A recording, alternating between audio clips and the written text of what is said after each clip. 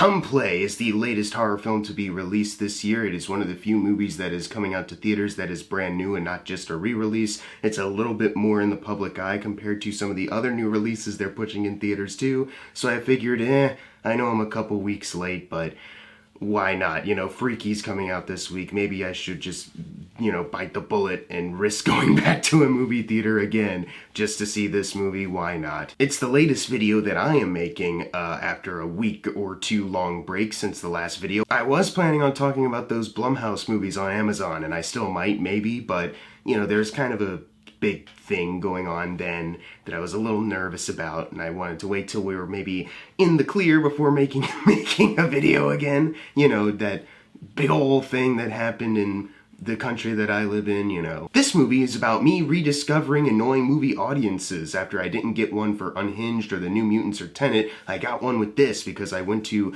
the theater that's a part of the mall near my house, which is an AMC theater because Regal shut down. I gotta go to the bigger brand of theater, and there are people laughing at almost everything in the movie. It wasn't obnoxiously loud, but it was just, you could hear them chuckling throughout, even at parts where the little boy in the movie who's autistic, he's just doing certain autistic mannerisms, and they just found that funny.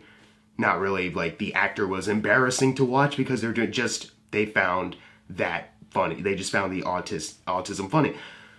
I really hate movie audiences, and it was not worth going back to the theater to see this movie, I'm discovering. This movie is about a little boy named Oliver who, as I mentioned, is autistic. He has a hard time making friends, and also his parents, Sarah and Marty, played by Gillian Jacobs and John Gallagher Jr., have finalized their divorce, and Dad is moving out soon, so things aren't going really well for him, combined with his own personal troubles of communicating and being more open with friends. He also now has problems at home, but luckily there's somebody out there that does want to be his friend. Unfortunately, it's in the form of this demonic monster from an iPhone dimension named Larry. So that's the trouble, is that Larry, the demonic entity inside your phone, wants to take away the sun. Oh boy, will he get Oliver? Time will tell. I wasn't really looking forward to this movie. As I said, the only reason I really went to see this is because Freaky's coming out, and I hadn't been to my AMC theater since their new guidelines as far as going to see movies go with COVID going on. I had only been to my Regal theater for the 3 new releases I reviewed back in August, September, and now that Regal theater is shut down again because every single Regal theater has closed. Who knows how long AMC has, but AMC is still currently open. So I figured, we'll test out Come Play, and if I feel fine, like if I had the same comfort that I had with Regal, then sure, I'll go. But I just wasn't really all that excited after seeing the trailer. I did see the short film literally just yesterday for the first time, and it's a solid idea for a short film. It was effective for the time limit that it had, 5 minutes, and I can see how an executive would be like, you know what? That could be a feature, and how then that would spawn a full-length movie kind of like this. I just, the trailer just wasn't really impressing me all that much. I was really hoping for the best because I had heard some bad things, but I was hearing some surprisingly positive things, like people going in like, I didn't think it was going to be all that good, but it turned out to be pretty decent. It could be improved on, but it was all right. So I was like, okay, I'm interested to see where I land on this spectrum, because this movie got some comparisons to movies like Lights Out and even The Babadook, which obviously I like both of those, but The Babadook is the better one. I really, really love The Babadook, and if you're comparing it to that as far as it feels like it's trying to be its own Babadook, it's like, okay, that movie was being more thematically as opposed to just being like a monster feature, so I am interested to see how that plays a factor into this movie story. And there's even, when you watch the movie, some clear influences by James Wan kind of filmmaking, where the camera, certain stuff is happening in one take, where it pans away from something and it comes back, oh,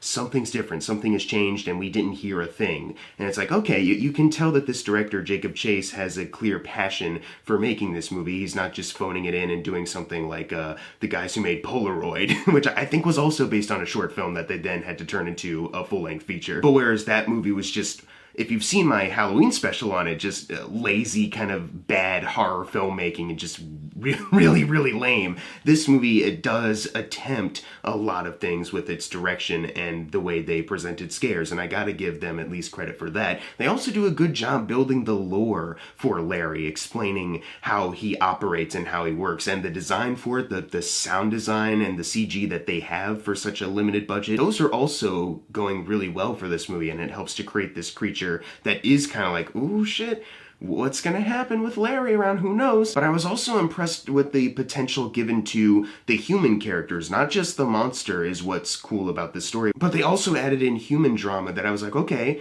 this could work too for a story. You have this autistic boy played by the kid who is in Marriage Story, believe it or not, so 2 divorces in the span of like a year, which is crazy. This boy is struggling to make friends. Larry is trying to be friends with him, but really that means taking him away into this dimension of hell pretty much, and his parents trying to get him to communicate, the mother thinking that she has it worse than the dad because the dad gets to be the hero to the son while she has to do a lot of the heavy lifting as far as parenting goes. There's a school bully that maybe isn't as bad as we all think. There's a lot of things about this movie's plot that could have really brought home a really special movie and definitely worthy of comparisons to the Lights Out or the Babadook.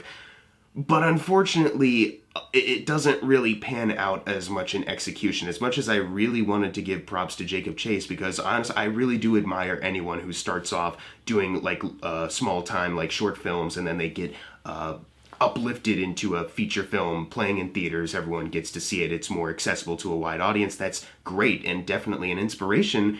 But I just didn't really care for the way this movie panned out. Because as much as you can tell that this director and his team are trying to do something special with the scares, as far as Larry goes, he's good, but there's just certain ways they edit this movie that just didn't really make the scares work all that much. Like sometimes when they have something that could be a little bit more subtle, they'll edit it in a way where you're like, oh, there's the noise, pay attention to this, instead of maybe you could have just left it be a thing in the background. No music is playing, and you just kind of show it there. And maybe not do it as much as you're doing right now, but instead, oh, we gotta put as much into it as possible. There's several fake out scares, including one with the school bullies of the movie, which I'll get back to in a moment, but the way they kind of appear, it's like they were ghosts. Like Oliver's in a wide field, and all of a sudden he's looking around like, where is everyone? Because I was supposed to meet some people. And then they just start appearing in places that you did not see them in the wide shot prior, and there's no way they could appear. So it's like, why are you doing this? And it doesn't help that then their acting is just so typically like a little boy bully kind of acting where it's really hokey and cheesy.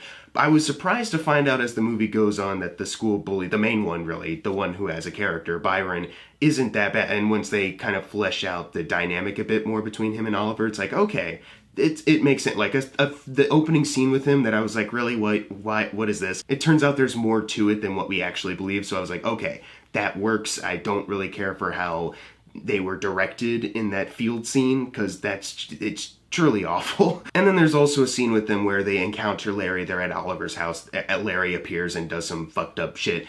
But then I think both of them, the ones that aren't Byron, are pretty much like, Oliver did this, I can't believe he did this. And it's like, you literally saw that he did not. Like, I know you're traumatized and shit, and this thing appeared on Oliver's iPad, but it's like, you why can't you just be silent like Byron, which was a key plot point for like a minute? That kind of more feeds into a problem I had where certain decisions are made, certain actions taken by characters where I was like, what is this? Why are you doing this? There's some dialogue that's really funny when people say it. It's like, I can't believe you guys are saying that with a straight face. I cannot contain laughter watching it. I can't imagine what it was like being a crew member or even being these actors and trying to convince yourself like, this is serious, this is serious, this is serious. I kind of feel bad for Gillian Jacobs because I do like her in other things. I even like her in that Coca-Cola commercial, if you know the one I'm talking about. I love Diet Coke. And there are parts in this movie where I was like, she's almost there. She really is almost on the wavelength where she should be, but there's just several moments where I don't know if it was the way they directed her or if they were just using like the worst takes possible, but where she was just really falling flat, and it almost felt like she did not believe the emotional weight to the stuff she was saying. So, and that kind of feeds into why some of the dialogue doesn't work sometimes, is that you hear her performance and you can tell like she's kind of not there, you know. And it's like I said, I really do like her as an actress, but in this movie it just felt like either she wasn't ready for it, or they just used the worst takes possible, and there's better takes out there. I don't know what it was, because I usually like her, and her performance was not really where it should be, especially for a character that has to hit certain emotional beats later, which feeds into another issue I had with this movie, where they really do rush into the plot, where they don't really have enough time to set up the dynamic between her and John Gallagher Jr., who is good in this movie but doesn't have a whole lot of time to shine, and there's nothing really all that special to him. Like the movie it says itself, he's kind of the guy who doesn't do a lot of the heavy lifting parenting-wise. I just wish that they had used their time more wisely to show that off a bit more, because it really is the way they introduce that conflict. It really is kind of like, he comes home from work, gives him an iPad, and she's like, I can't believe you always get to swoop in and be the hero while he hates me. And it's like, there's no real indication to the 5 minutes we've already seen of this movie where he hates you. You know, it's not really clear to me how this is an actual conflict. And even as the movie progresses, they don't really give the kid enough reason to hate his mom, unless she's just saying that, but they don't make it clear. This movie has to hit a certain emotional beat by the end of it, which could have been very Babadook. If they had really worked hard on every other aspect of the story narratively, they could have had something worth comparing to a Lights Out, or more importantly, the Babadook. But unfortunately, it gets to that end bit, and it's like, I don't feel anything. I wish you'd spent a little bit more time fleshing out the dynamics and fleshing out the other bits of drama, because there's something else that they kind of add in about the mother that's kind of quickly glossed over, and I was like, no, I would really love it if you focused on this a bit more and really fleshed this out. I really wish this wasn't just a typical run-of-the-mill horror movie that's an hour and a half, make sure it's in that runtime, that goes by too quickly. I know people are generally kind of impatient, they just want things to go by quicker, and I know studio execs notice that about people and definitely use that to their advantage when they oversee movies, but I would just really love and I know I've said this a lot in other videos, but I would really love for more movies to take their time, have more breathing room, and elaborate more on certain things, instead of just being like, well, we can cut this storyline a bit down to like one line of dialogue, throwing it out because we're a little over an hour and a half and we need to make cuts as much as possible. And it's not to say that movies that are really short can't be really great, like Relic, for example, which came out earlier this year. That was like an hour and 20 minutes, something around there. But the difference between that is that that's a movie where everything works in the runtime given to it, whereas Come Play has a little bit more that they could explore, but they don't. Overall, I do really like Ash T. Robertson, I'm sorry if I mispronounced his first name, as Oliver. I didn't find his performance as this autistic boy offensive or anything, like a Cuba Gooding Jr. as Radio or anything like that. You know, he kind of, and I know everyone's experience with autism is different. Sometimes it's really extreme, sometimes it's not as extreme, so I think he writes it kind of perfectly. I know the director did a lot of research. His wife works with the autistic community, so I don't think there's anything in this movie that's offensive at all. I could be wrong in that maybe there's something that I'm missing, but I didn't find his performance bad, and the ways they were exploring his autism in the movie not bad either. Which is why I say that there's certain aspects of this movie that could have really met some great potential for a really great story, but everything else is kind of falling flat. There's a lot of SpongeBob references in this movie, so he got a huge payout for this, which isn't bad either because it's a part of Oliver's personality. I get that, you can use it, why not? But there's a moment where they try to use it for scares. Like there's a scene where he's walking by a bunch of iPads and sinister music is playing, and one of the iPads has SpongeBob being goofy, and they play horrifying music while SpongeBob does his little dance, and it's like, that's not scary, you gotta cut that out. There's other confusing parts about like Larry's powers though, like at one point it seems like Larry's presence is here. It's right here in the house. But then they cut to the next scene and you see the lights going out across the neighborhood, jumping from car to car. He's coming to the house, but I thought he was already there. So like, what? And also, why can't he crawl out of any electronic at any time? If his whole thing is like he's trying to find a doorway to come through, It's like, why can't he do that literally at any time? It's like they don't really have a good enough explanation for that, other than maybe Larry just wants to fuck with some kids for a bit before he grabs them. I don't know. Overall, this movie could have been something really great, something worth comparing to the likes of The Babadook, and being honestly one of our best horror films to come out this year, especially in a year where there's not a whole lot of competition for that. But there's just so many things about it that are weighing it down. The storytelling isn't exactly on point with that, and there's certain moments of dialogue that take me out, and instead of finding this situation as serious as everyone else wants you to believe it is, instead I kind of found it funny. And there's certain rules that didn't make sense to me. And especially it doesn't help when there's certain moments of acting that don't really make sense. Like there's certain moments where Oliver, just the way he kind of reacts to spooky things going on, didn't really make sense to me. The movie opens with something that was like him panicking. But then the next thing that's happening to him, spooky-wise, like he's just kind of a little bit more brave and he's not as panicked then. And I was like, it's a little inconsistent, and I'm having a hard time finding where his arc is as far as what's encouraging him to be a little bit more brave. This movie definitely had a lot of potential, but at the end of the day, I just genuinely didn't find it all that scary, and I had a hard time getting invested with the situation.